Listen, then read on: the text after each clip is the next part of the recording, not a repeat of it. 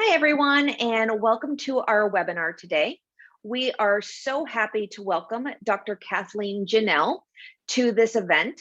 Dr. Janel is a graduate of Bastyr University and has been practicing digestive medicine for over 25 years. And over the past decade, she has actually developed and refined a unique treatment approach for digestive disorders. And she has used this therapy for patients and around the country and around the world to help eliminate symptoms of abdominal pain, diarrhea, constipation, gas and bloating due to IBD, and also SIBO. Dr. Janel's specialty natural medicine has been a friend to Evolving Nutrition and Nutri Northwest since the beginning, and we are so thankful that she'll be presenting today and on our behalf about GI Janel and the treatment of digestive issues. So I'm going to turn this over to Dr. Janel so that she can present a case study that she has in regards to treating and utilizing GI Janel with one of her patients. Okay, thanks, Amanda. So I'm going to read a case study from the book that I published in 2019, and this book is actually full of case studies of resolution of IBS and SIBO gas and bloating symptoms.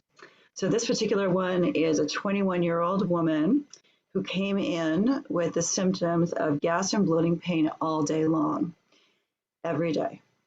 In addition to that, she would have episodes of diarrhea that would last for 3 days long and were so severe, she would typically end up in the ER or urgent care and need to receive IV fluids for dehydration. By the time she got to me, she has also seen several other naturopaths and functional doctors, so she brought some testing in with her that we could use. She'd also seen a gastroenterologist and had all of the scopes and scans, and they could find no reasons for her digestive issues there. So the first thing I did was I simplified her diet because she came in with a list of about 20 foods that were on her test that she had taken out of her diet. She did say that her symptoms didn't change much with the change in diet, but she did have less reflux symptoms with that initial change in diet. So she had these 20 foods out. What I did was I simplified it and took out only dairy, wheat, sugar, and whole eggs, because that's the group that actually causes inflammation in the digestive system, and pretty much everything else on that panel is going to be secondary to that. So we want to focus on that and make her life easier. So we added in a bunch of foods that she had been avoiding. The second thing that I did was I simplified her supplements, because along the way, with her trying to get answers, she had been put on about 15, 20 supplements in total and was taking all these, but wasn't really getting a change in symptoms. So basically I said, you can continue those if you want to, but consider it your choice at this point, and we're just going to focus on getting your digestion better. So maybe you can actually absorb some of these even better in the long run. So I put her on GI Janel Digest A to help initiate digestion and act as a mild antimicrobial. And I put her on GI 1 powder at an initial starting dose, which is ½ teaspoon. That's what's on the label. And I let her go for 4 weeks. She came back in 4 weeks and told me that her diarrhea had improved. It was less severe, less frequent. Her gas and bloating was about the same, maybe even a little worse. And this, I told her, was a really good sign. If the loading dose of GI Janel 1 causes a little more gas and it's passing and a little more bloating, then that means we're getting a shift in the microbiome, fermentation species, and eventually we're going to have a really good result. So I encouraged her to continue doing her gradual increase and had her go away for another 4 weeks and get to the full treatment dose of 6 teaspoons a day. When she came back 4 weeks later, at her checkup, she said that when she got to half the full treatment dose, which is 3 teaspoons a day, her gas and bloating resolved and they never came back. Her diarrhea and her constipation alternation improved, and she was now having regular daily stools.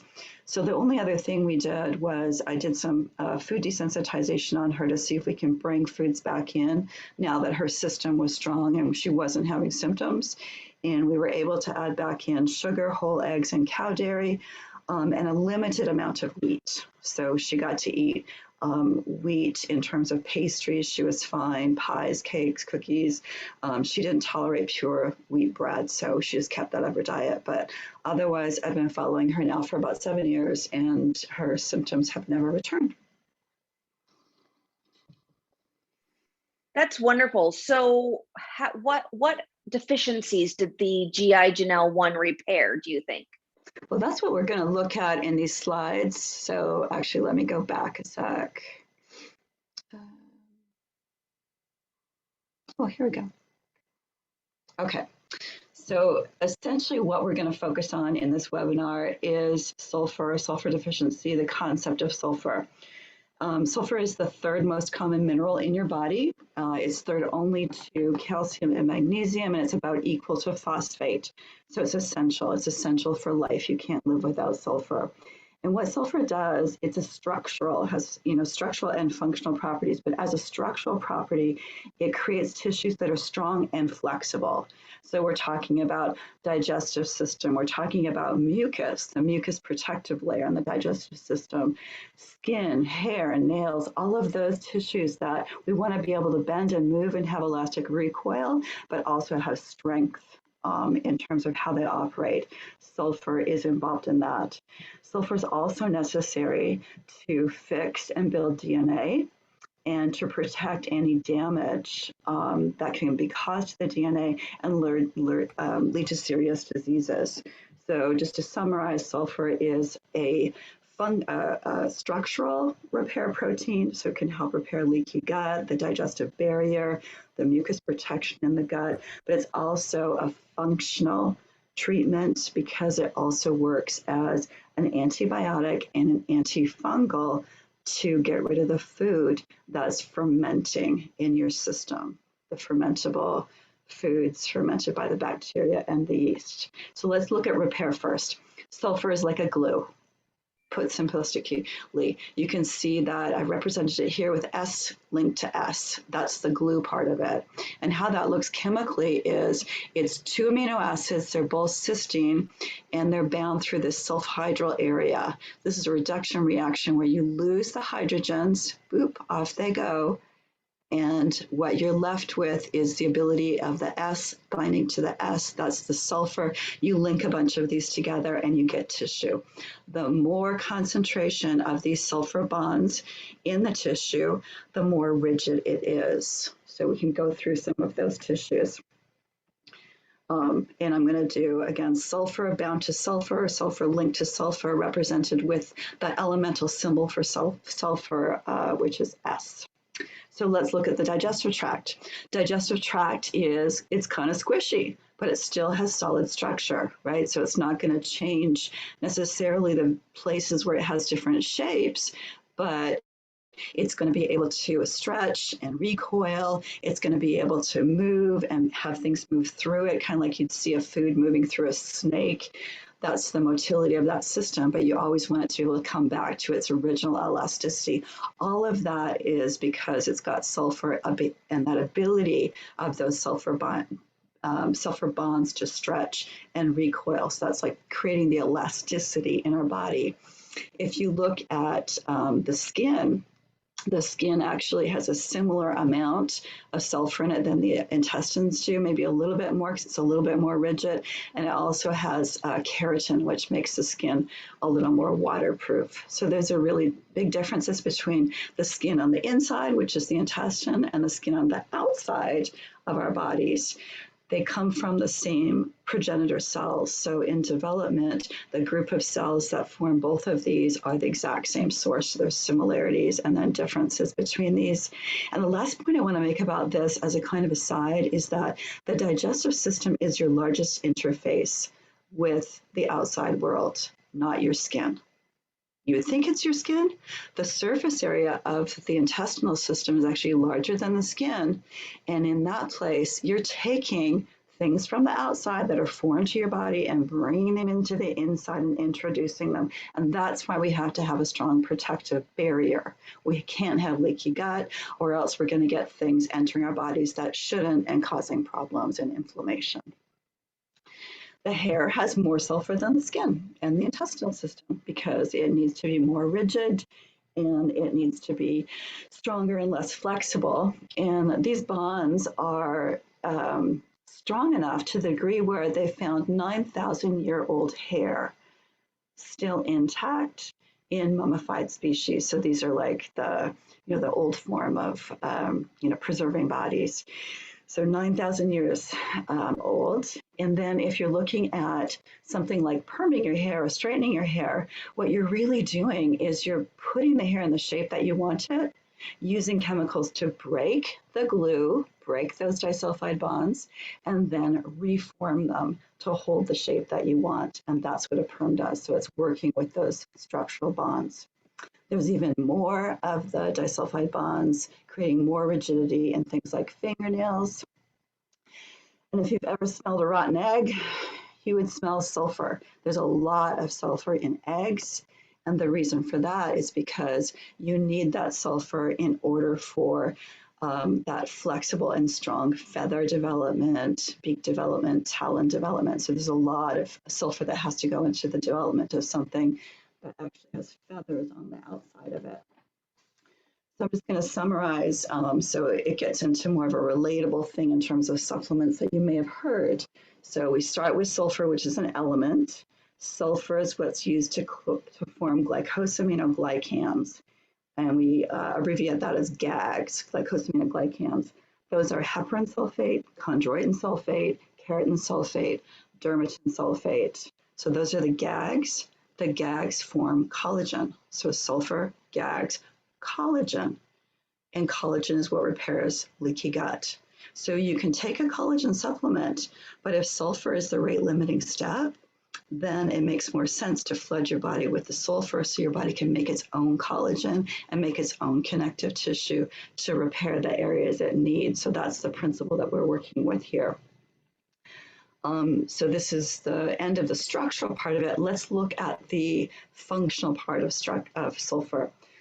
Sulfur was the first antifungal that was used in farming. So sulfur has antifungal, meaning anti-yeast properties. It is the main antifungal that's still used in organic farming. And there are even plants that produce sulfur on the top of their leaves defensively to protect them from fungal overgrowth in the wild. So antifungal, anti-yeast, that all means the same thing. Sulfur also has antimicrobial or antibiotic properties, and it has two of those. One of them is it can stop that bacteria by binding to its receptor sites so it can't bind to us. So that would be more of a bacteriostatic or stopping aspect of sulfur. Sulfur at high enough concentrations can be bactericidal. It can kill bacteria. And we would consider that an antibiotic, but I want to make a differentiation between sulfa drugs and sulfur. They're not the same thing. You can be allergic to sulfa drugs. You can't be allergic to sulfur. Sulfur is essential to life. You wouldn't be alive without it. It's throughout your system. You can take it. There might be sensitivities, but that's sort of beyond what we're going to talk about. So sulfur is not the antibiotic. Sulfa drug is a combination, it's a compound that has sulfur in it. And it's because of the combination of that compound that allows to have an allergic reaction. It's not the sulfur by itself, it's the way it's put together. So again, not the same thing. Anyone who's concerned about having sulfa allergies and taking sulfur, you most certainly can because you probably need it. All right, where do we get it from? Sulfur is in the form of organosulfur. We get it from plants. So what happens is that we have, just like in the gut, we have a microbiome, we have a soil microbiome too. And that soil microbiome, just like the intestinal one communicating with us, the soil one is communicating with the plants. So in order to get sulfur into the sulfur-rich plants, like cruciferous vegetables, like brassicas, like the allium family vegetables, legumes, nuts, and seeds, what has to happen is the soil microbiome needs to oxidize the sulfur into a form where the plant can take it up and be rich in sulfur. So that's the only thing that has to happen. Healthy soil microbiome, healthy sulfur in the plants. The places where we have problems with that are with soil depletion of the healthy microbiome, refining our foods, and processing our foods. So we lose sulfur along the way as those steps happen. But let's go back to soil depletion. Glyphosate. Glyphosate blocks the sulfur cycle in the microbiome of the soil. So what happens is that the microbiome, we've got some feedback there. You got it? So what happens is that the microbiome of the soil, when it's exposed to these glyphosates, then the sulfur cycle is blocked. It can no longer convert into organosulfur. So the plants don't get that organosulfur in their production. So they're lower in that raw sulfur material that we need. As a secondary effect also, the studies that have been done on glyphosate to tell us that it's safe for us, they've done studies, and obviously it's on the market, it's Roundup, it's everywhere, right? Everyone has it in their body. People are born with the stuff in their body. It's everywhere. But what it does is it doesn't necessarily affect our systems immediately. It really affects our microbiome by doing the same thing, because it's designed to block some enzyme reactions in weeds so the weeds don't grow, but it's not exclusive to weeds, so it blocks microbiome reactions, overall lowering of the organosulfur in the plants, in the animals that eat plants, and then us when we eat those plants and animals. There's a research scientist at MIT, her name is Dr. Stephanie Seneff. She's done years of research on organosulfur deficiency, on the link between glyphosate use and sulfur deficiency. If you do a search for her, you'll find just a litany of research studies and papers. And she believes that sulfur is the most common nutritional deficiency that we're not talking about, basically. So what did I do with that patient who had such a good resolution of their long-term symptoms? Basically, I gave them this high sulfur powder in a gradually increasing dose to a full therapeutic dose. And that's going to replace that deficiency, allow for repair of the leaky gut syndrome, allow for repair of the protective mucus, and help to rebalance the microbiome, eliminating those gas-producing species because it has antimicrobial and antifungal effects. I've added to that some low fermentable plant-based fibers to start to give nutrition to the biome as we're going through the process. And there's also marshmallow root, althea, and almus in there to help soothe and protect the GI system, because most of the patients I'm working with that have these symptoms are very sensitive, and we can't give them really strong treatments. We got to nurture the system into a better place. Great. That was really helpful in explaining why this works so well. So what is the difference then for your diet approach and the typical SIBO diet? Well, what I do is I don't work so much with fermentable foods. So the theory behind that is a lot of people get put on FODMAP diet or SCD diet. There's a whole bunch of them. And those reduce the fermentable foods in the diet. The theory behind it is you're reducing the foods for the bacteria species you don't want to be overgrowing. But what I find is that for the most part, when those people reintroduce those foods, even after treatment, the symptoms come back. So I go a bit deeper in the layering of the problem, and I look for the inflammatory foods. And I mentioned earlier, those 4 inflammatory foods for the gut are going to be wheat, dairy, eggs, and sugar, right? So I'll either have the patient do an elimination of those and elimination challenge to see what happens when they take them away and bring them back, or I'll do a food panel to see if those show up in the food panel. And then we'll remove those foods, the foods in that category, for the period of time that we're doing the healing and the repopulation of the small and the large intestine. So I really try and separate inflammatory foods versus fermentable foods. if someone comes in and they're on a FODMAP diet or an SCD diet and they like it, then I'm not going to stop them from doing that. It's their choice. But I do prefer to make sure we haven't missed any inflammatory foods, because if we have and we go through the treatment and they're still eating these foods, the system's still going to be weak. And so the overpopulation of SIBO can grow back easily in a weaker system. I'll also do more of a soft food diet. So I'll have people do foods that are low in whole grains, low in legumes, low in crucifers, just because at that point, they really can't digest those foods without getting symptoms. Mm-hmm. So I'll have them, doing root vegetables, really well-cooked foods, soft fruits, soft vegetables, grass-fed animal protein, just really simple stuff.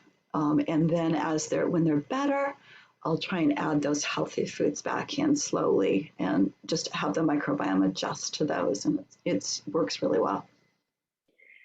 Can you talk a little bit about the gas that people experience with SIBO? Mm-hmm. I think it's really important because I think we focus a lot on SIBO and we forget that both SIBO and SIFO can cause the same symptoms. And so if you're missing the fact that SIFO is there, which is a fungal overgrowth versus a bacterial overgrowth, SIBO, small intestinal bacterial overgrowth, SIFO, small intestinal fungal overgrowth. So if you treat with an antibiotic because it looks like SIBO and people have tested positive for SIBO, but you miss the SIFO, then the same thing happens as when you take an antibiotic, say for a bladder infection, and you end up with a yeast infection. Antibiotics allow yeasts to overgrow. They just basically make a better environment for them to proliferate. Same thing within the gut.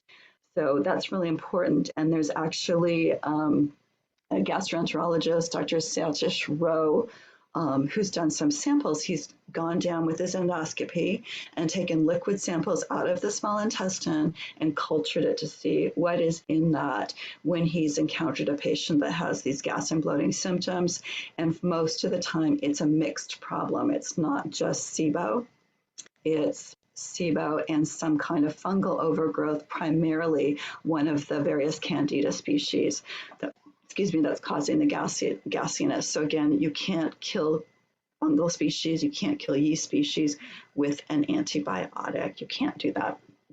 For SIBO itself, you're dealing with 3 forms of SIBO that we're aware of, and that's always going to be high up in the system. I'm going to actually bring back that picture of the intestinal system when I talk about this.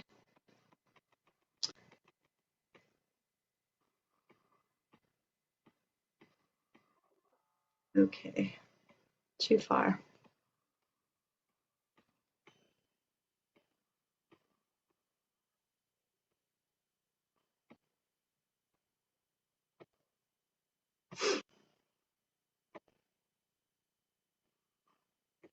Okay, so I don't know if I can do that. It's not working with me.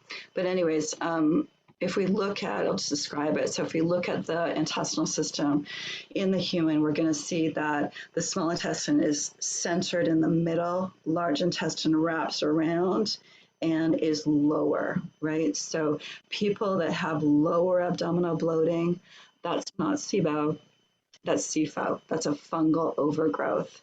You can't really have SIBO in the large intestine because those two systems are so different. The small intestine is 25 feet of intestine in the center, all coiled up. And that system is determined to break down our food and absorb our food nutrients. It's a very low bacterial system. The large intestine is where the liquid from all of that process ends up, and that system is to compact the waste and get it out. So nothing's being really absorbed or digested in there except for water, and some electrolytes are going back and forth. But that's it. So all the digestion happens in the small intestine. You don't need fermentation. You don't need bacteria in there for digestion. There's a little bit just to kind of help the health of the system. But once you get into the large intestine, that's a fermentation area. We're actually supposed to have some gas in the large intestine. And if you eat something new that your body's not used to, having gas is pretty normal, because the body has to deal with, how do I break this down based on what species I have in there. But the large intestine, the last 3 feet of the system, is loaded with trillions and trillions of bacteria. 2 different systems, even though they're both called intestine, 2 different functions. So with the SIBO in the small intestine, you're looking at things like the methanogens producing methane gas. Those are the archaea and the methanobacter species. You're looking at the hydrogen gas that we now know is produced by E. coli and Klebsiella, and that's through Mark Pimentel's studies that he's done.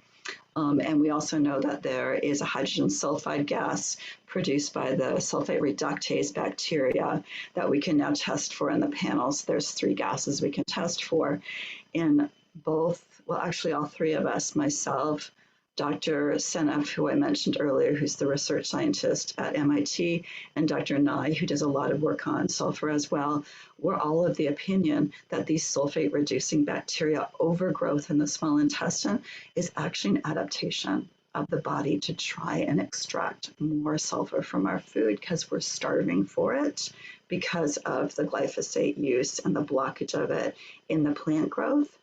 And we actually also see it as what I would call an upstream problem, that when we clear out the hydrogen sulfide problem by providing the body with what it needs, then the other 2 problems go away. You no longer have a positive result for the hydrogen or the methane gas. And I've seen this with patients that I've tested and that have come to me from other clinics, and I've put through this protocol that I talked about at the beginning.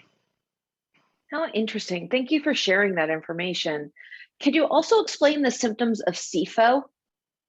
Yeah, so again, SIFO is going to be small intestinal fungal overgrowth. And it usually is married to SIBO. They usually come together, and the symptoms are exactly the same. Painful gas and bloating that can pass a little bit, but is often trapped. And the people feel like, oh, if I could just release this, I'd feel so much better. As an aside to that, I do have a lot of people that come to me who just complain of bloating, but it's not gassy bloating. So I want to just caveat that that's a different thing, right? That's not a bacterial overgrowth. That's not a fungal overgrowth. That's some other inflammatory process happening there. So I don't treat those people the same way. It's got to be a gassy painful bloating or gassy bloating to use this protocol. So with SIFO, you're dealing with fungal species overgrowing in the small intestine. What's really important in that case, if you know that's happening, is to make sure that the patients have enough adequate amounts of hydrochloric acid in their stomach when they're going through the digestive process. So as long as the stomach is strong enough and there's no gastritis or no breakdown of that protective mucus layer, you should be able to tolerate some kind of hydrochloric acid. And as that hydrochloric acid goes through and sterilizes the food that's coming in and activates it for digestion by the pancreatic enzymes, it gets dumped into the small intestine, and that little bit of acidity before it gets alkalinized in the small intestine is protective, right? So you're having less of the fungal species that you're taking in with your food able to populate as they go through the small intestine, and that goes for bacteria as well. But I think it's really more the HCl is really more of an antifungal at that junction between the stomach and the small intestine. Okay, thank you for that. We've got a little bit of time still. Could you give another example or case study of recovery with IBS and SIBO? Yeah, here's a good one. I'm going to read this from my book as well. So this one is, there's a lot of testing that went through with these people. So it was a family of 4 that was actually referred to me by a colleague, Dr. Narala Jacoby, who does a lot of SIBO testing in Australia and work with that, and was a classmate of mine. So what happened was this family of 4 came in, and their diet was limited at that point to beef, fish, lettuce, greens, carrots, rice, citrus, and bananas. That was all that they were eating because they were so afraid to get their symptoms back because they had already been through, when they came to me, 3 different doctors, 3 doses of Xifaxan as the antibiotic to take care of SIBO. And every time they tried to open their diet up again, all the symptoms would come back. So after the first one, they had done a wheat-free diet or gluten-free diet.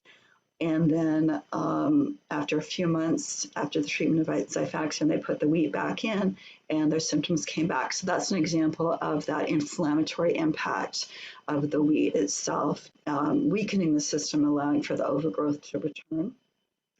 After the second course of Xifaxan, they followed a specific carbohydrate diet, the SCD diet.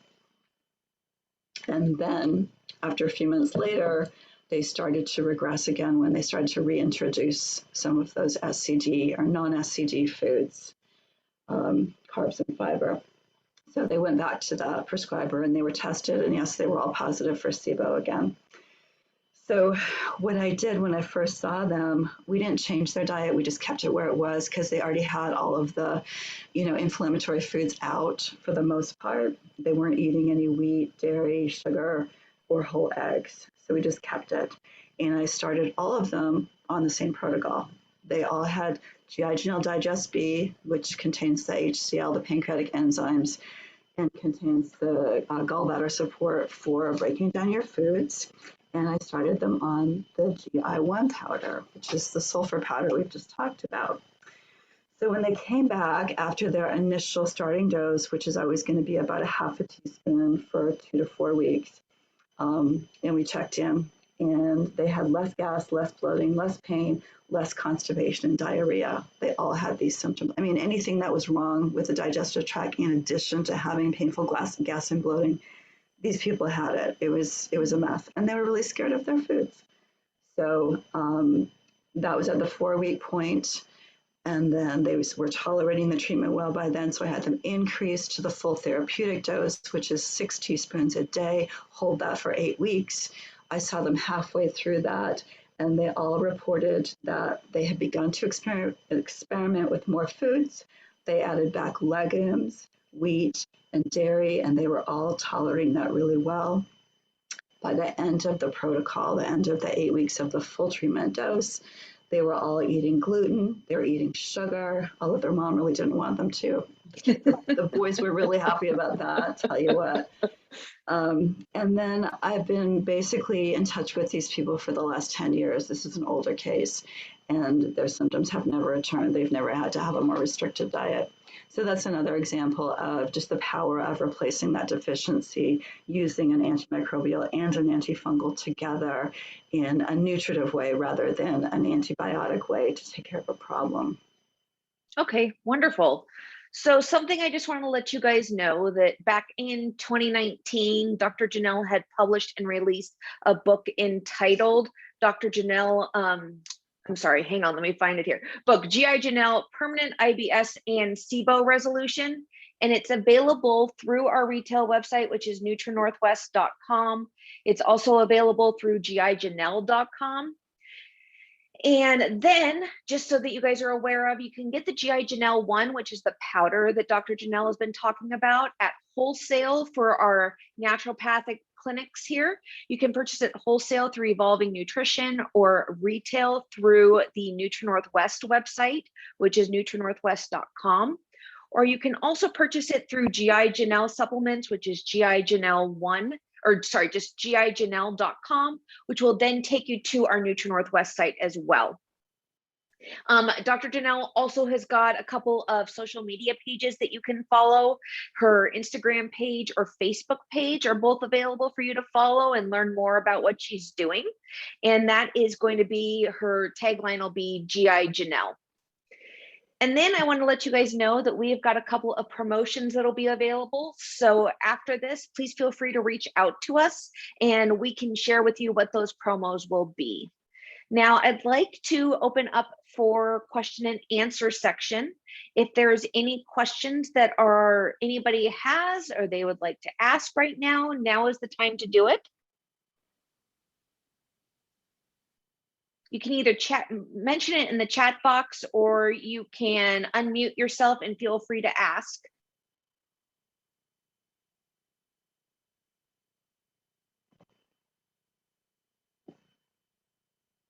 Nope. I guess we don't have any questions, Dr. Janel. All right. Well, I guess I did a good job. You did. Thank you so much for all of that wonderful information. I didn't know about the sulfur, so that was very, very educational. We appreciate your time and you sharing your insight. Absolutely. My pleasure. Thank you so much and have a wonderful day, everyone. We look forward to hearing from you soon. Thanks, Amanda. Bye. Bye.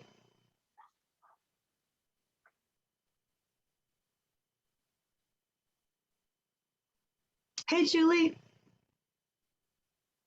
Oh, she's gone. That was wonderful. Thank Hi, you so much, Dr. Julie. Janel. Oh, you're muted. You're muted, honey. Call you later. Bye. Bye.